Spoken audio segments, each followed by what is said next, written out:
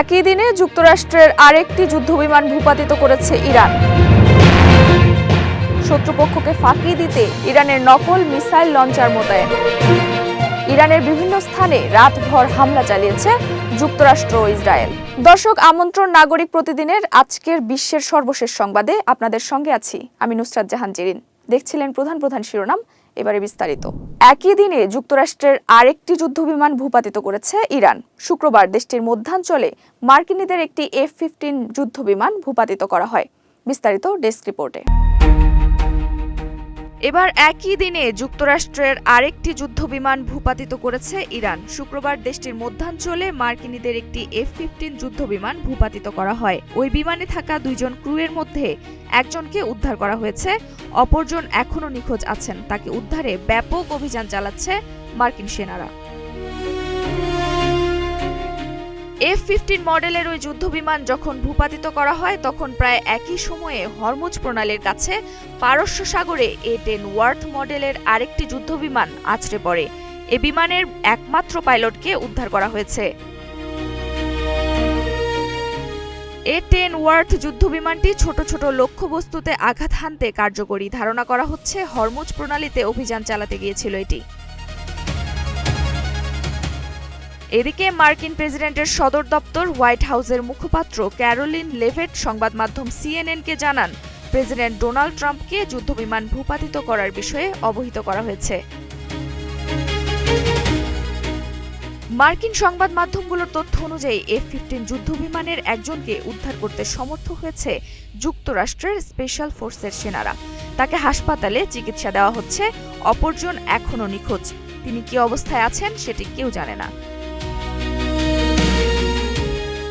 F-15 যুদ্ধবিমানে 2 জন crew থাকেন, এর মধ্যে একজন পাইলট, অপরজন অস্ত্র সিস্টেম অফিসার হিসেবে কাজ করেন। নুসরাত জাহান জেরিন, নাগরিক প্রতিদিন। শত্রুপক্ষকে ফাঁকি দিতে যুদ্ধের পুরনো কৌশল অবলম্বন করছে ইরান। দেশটি নকল মিসাইল লঞ্চার মোতায়েন করে দখলদার ইসরায়েল ও যুক্তরাষ্ট্রকে ফাঁকি দিচ্ছে। বিস্তারিত দেখুন প্রতিবেদনে। এবার শত্রুপক্ষকে ফাঁকি দিতে যুদ্ধের পুরনো কৌশল অবলম্বন করেছে ইরান। দেশটি নকল মিসাইল লঞ্চার মোতায়েন করে দখলদার ইসরায়েল ও যুক্তরাষ্ট্রকে ফাঁকি দিচ্ছে।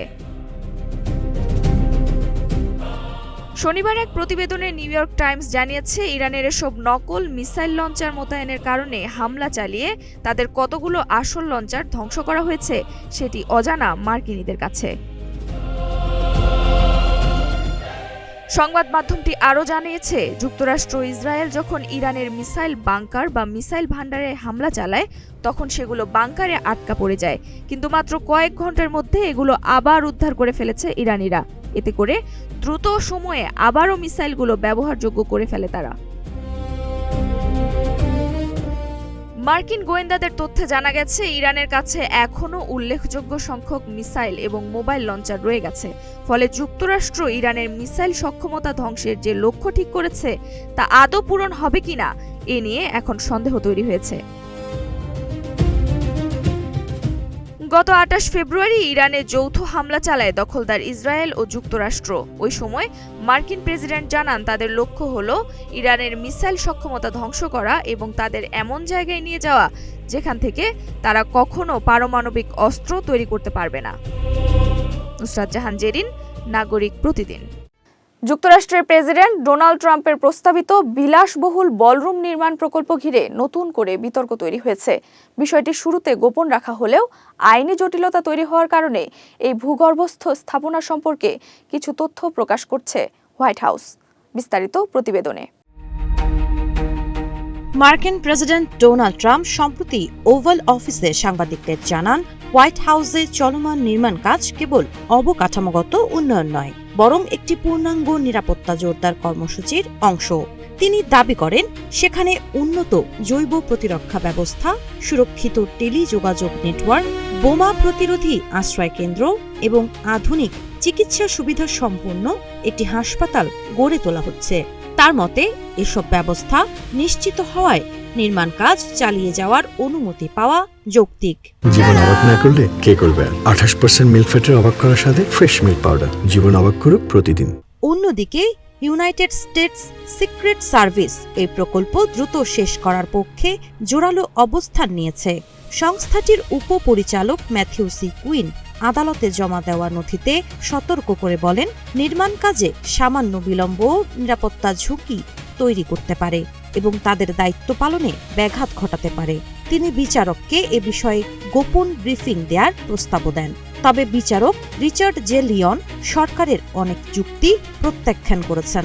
তার মতে, নির্মাণ কাজের কারণে হোয়াইট হাউসের পাশে তৈরি হওয়া বিশাল গর্ত মূলত প্রশাসনের নিজের তৈরি সমস্যা, যা নিরাপত্তা উদ্বেগ আরও বাড়িয়েছে। এদিকে প্রশাসনের কর্মকর্তারা প্রকল্পের বেশ কিছু দিক গোপন রেখেছেন। সংশ্লিষ্ট সামরিক বাহিনীর ভূমিকা, ব্যয় এবং ভূগর্ভস্থ কাঠামোর বিস্তারিত তথ্য এখনও প্রকাশ করা হয়নি, যা পুরো প্রকল্প ঘিরে রহস্যকে আরও ঘনীভূত করেছে। সাবা খান, নাগরিক প্রতিদিন।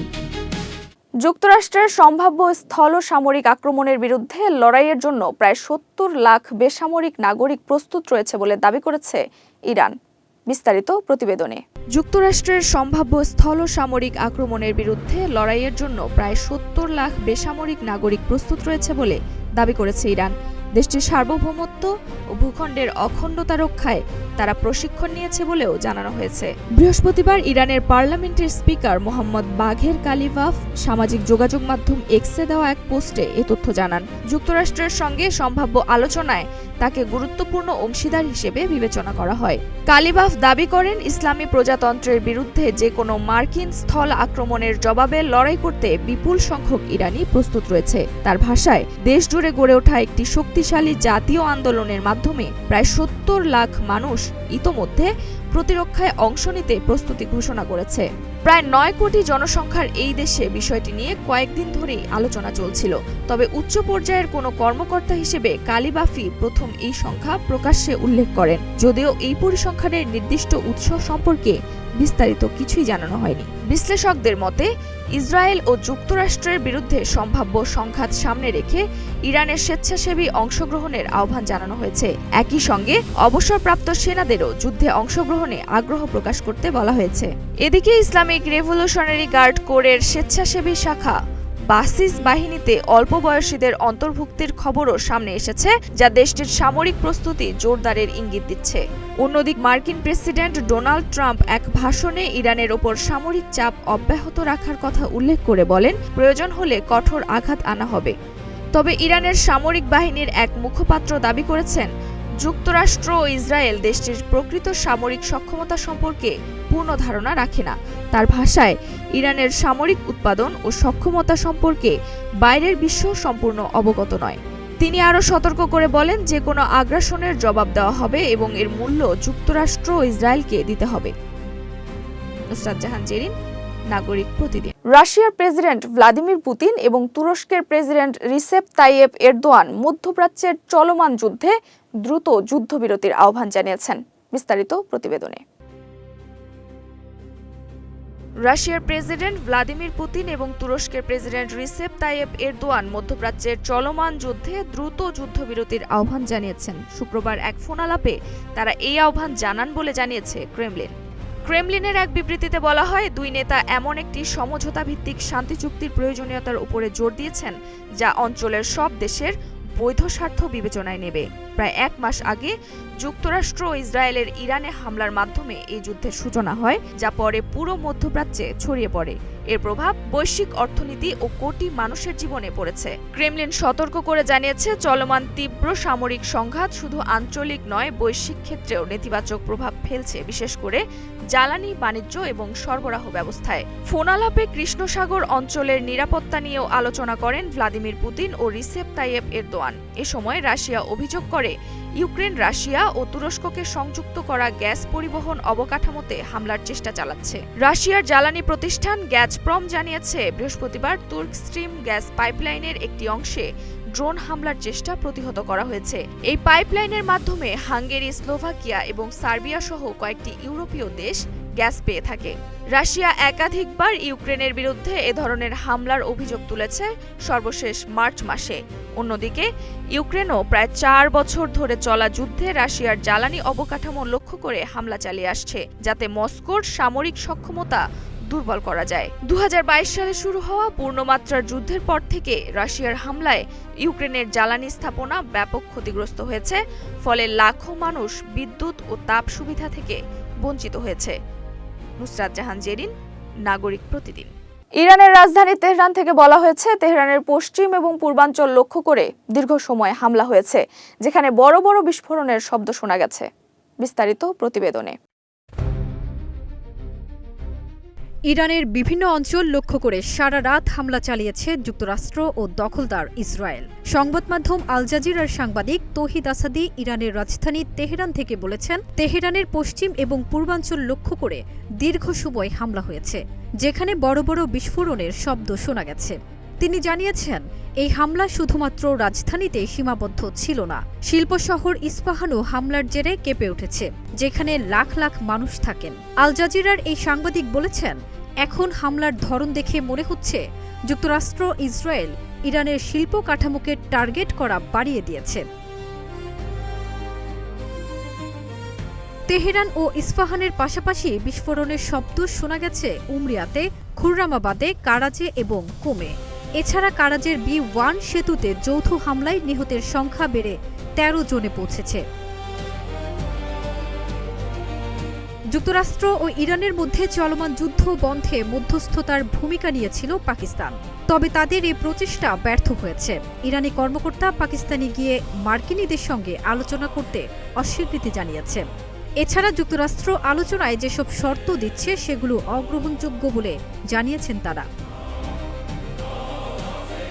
সংবাদ মাধ্যম ওয়াল স্ট্রিট জার্নাল 3 এপ্রিল এক প্রতিবেদনে জানান, যুদ্ধ বন্ধে আঞ্চলিক মধ্যস্থতার প্রচেষ্টা এখন একদমই থমকে গেছে। পাকিস্তান যে চেষ্টা করেছিল সেটি কোনো ফলাফলই বের করতে পারেনি। ইরান তাদের আনুষ্ঠানিকভাবে জানিয়ে দিয়েছে, যুক্তরাষ্ট্রের সঙ্গে আলোচনার জন্য ইসলামাবাদে তারা তাদের কোনো প্রতিনিধিকে পাঠাবে না। এখন পাকিস্তানের বদলে কাতার ও তুরস্ক মধ্যস্থতার ভূমিকা নিতে পারে।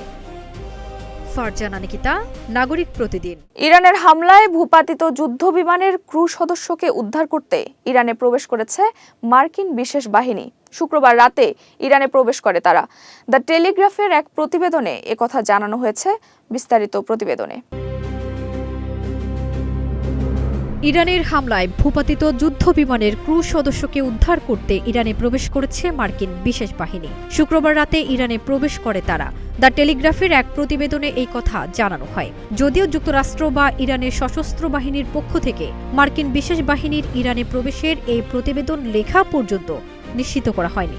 ইরান তাদের আকাশসীমায় একটি মার্কিন F-15 যুদ্ধ বিমান গুলি করে ভূপাতিত করেছে। বিভিন্ন প্রতিবেদন অনুযায়ী 2 জন ক্রু সদস্য বিমান থেকে বেরিয়ে আসেন। আটকে পড়া মার্কিন বিমান সেনাকে খুঁজে বের করতে ইরান ও যুক্তরাষ্ট্রের মধ্যে প্রতিযোগিতা শুরু হয়েছে। এবার বাব আল মানদেব প্রণালী নিয়ে ইরানের স্পিকারের হুমকি। যুদ্ধ বিমান বিধ্বস্তের পর 2টি মার্কিন সামরিক হেলিকপ্টার এবং নিচু দিয়ে উড়ে যাওয়া জ্বালানি সরবরাহকারী বিমান নিয়ে পরিচালিত অভিযানে একজনকে উদ্ধার করা হয়। এ সময় তাদের উপর হালকা অস্ত্র দিয়ে হামলা চালানো হয়। কর্মকর্তাদের মতে, ইরানে উভয় হেলিকপ্টারই আঘাতপ্রাপ্ত হয়। এর মধ্যে একটি ইরাকের আকাশসীমায় ফিরে যাওয়ার সময় ধোঁয়া ছাড়ছিল, যদিও শেষ পর্যন্ত তারা নিরাপদে অবতরণ করে। শুক্রবার রাত পর্যন্ত অপর মার্কিন বিমান সেনার অবস্থান অজানা ছিল। এদিকে ইরানের রাষ্ট্রীয় গণমাধ্যমে প্রচারিত ভিডিওতে দেখা যায়, স্থানীয় মিলিশিয়ারা সেই বিমান সেনাকে খুঁজে বের করতে তল্লাশি চালাচ্ছেন। এমনকি তাকে আটক করার জন্য $60,000 পুরস্কারও ঘোষণা করা হয়। ফারজানা নিকিতা, নাগরিক প্রতিদিন। দর্শক, এই ছিল নাগরিক প্রতিদিন আজকের বিশ্বের সর্বশেষ সংবাদ। এতক্ষণ সঙ্গে থাকার জন্য ধন্যবাদ।